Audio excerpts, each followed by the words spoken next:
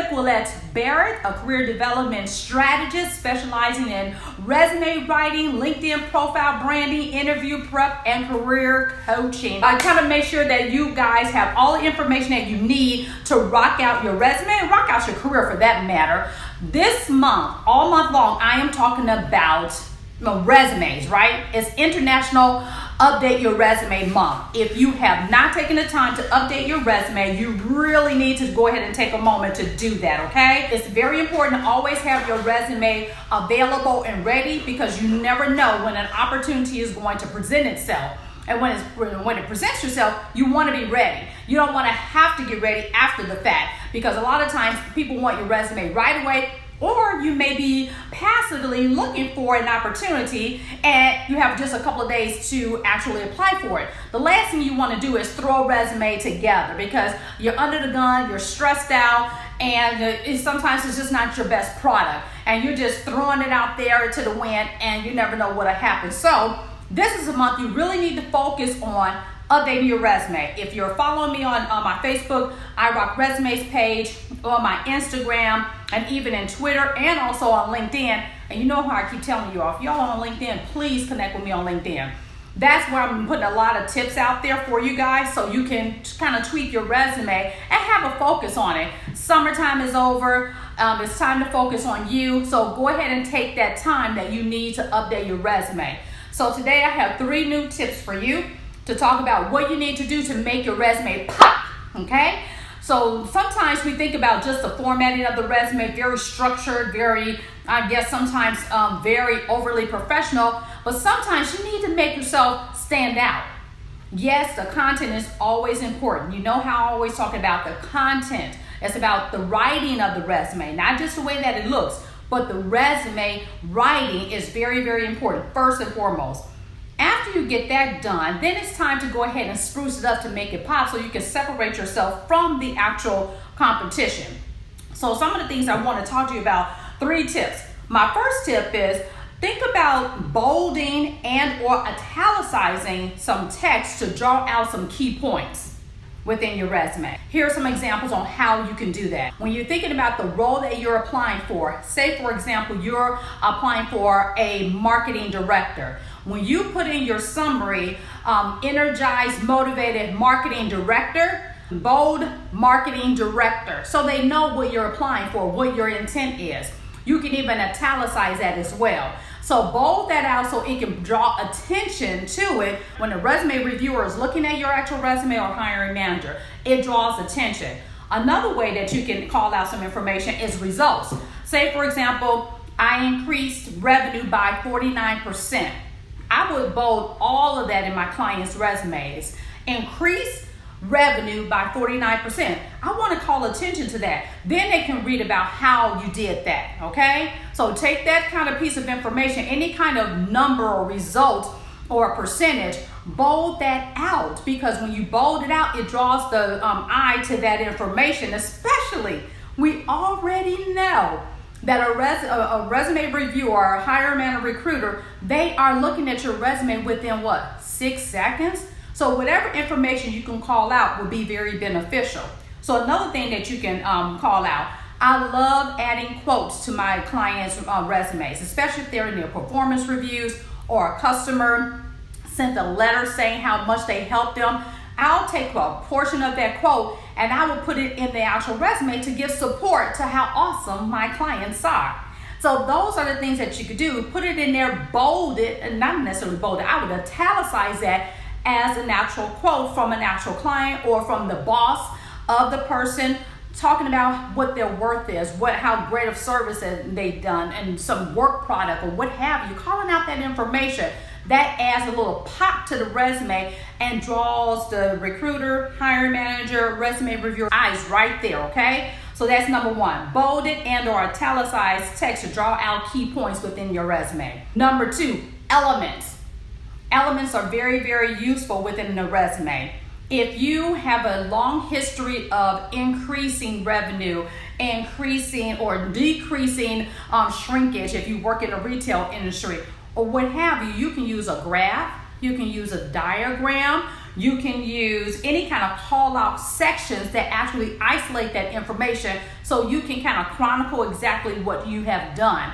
I have even seen people talk about their level of skill. Say, for example, you have a lot of core competencies. You're proficient at one competency, but you're expert at another one. So you can show that on a bar graph on where your level of competency is for that specific area for your core competencies and skills.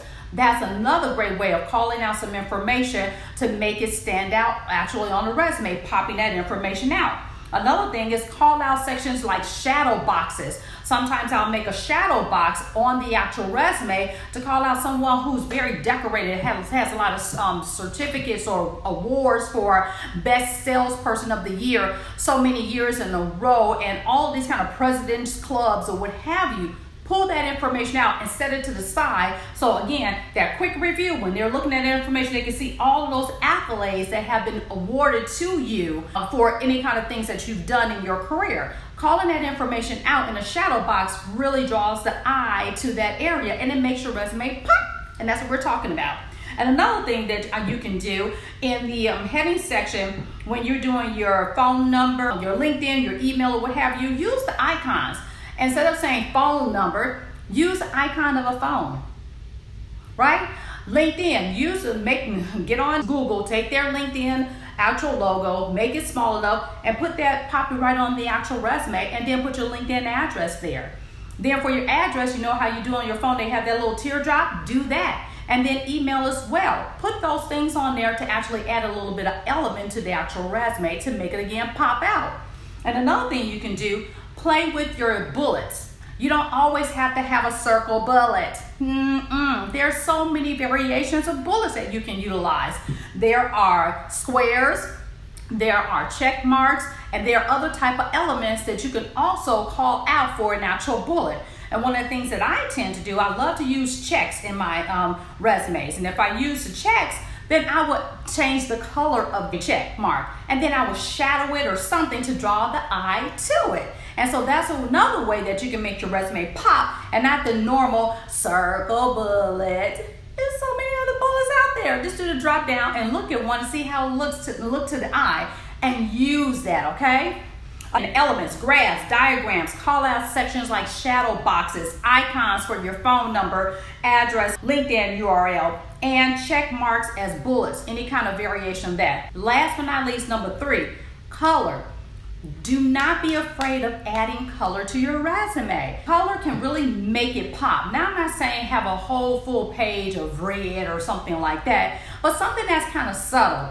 Colors I love to use are like a gray, a steel gray, a navy, any kind of variations of blue, and orange is really one of my favorites. Orange really makes it stand out, and just adding a pop of color. And the way that you can do that, do it as a border.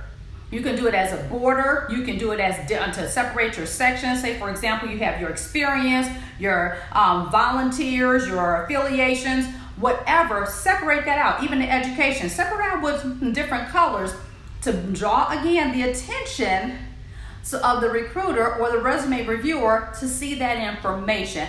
And it will allow you to stand out from the actual crowd. You don't have to go crazy, and also you have to be cognizant of your industry. But most industries, you can get away with a little bit of color to give some attention to your resume, so it's not always the same old black and white resume, okay? You don't have to always be that traditional in your resume. You can do something to separate. So if they're printing stuff off, or if they're looking through it, even on a computer, they'll see yours come across in a nice blue color or a nice soft purple or something like that to call it out. That'll get their attention. It's like, this person's creative.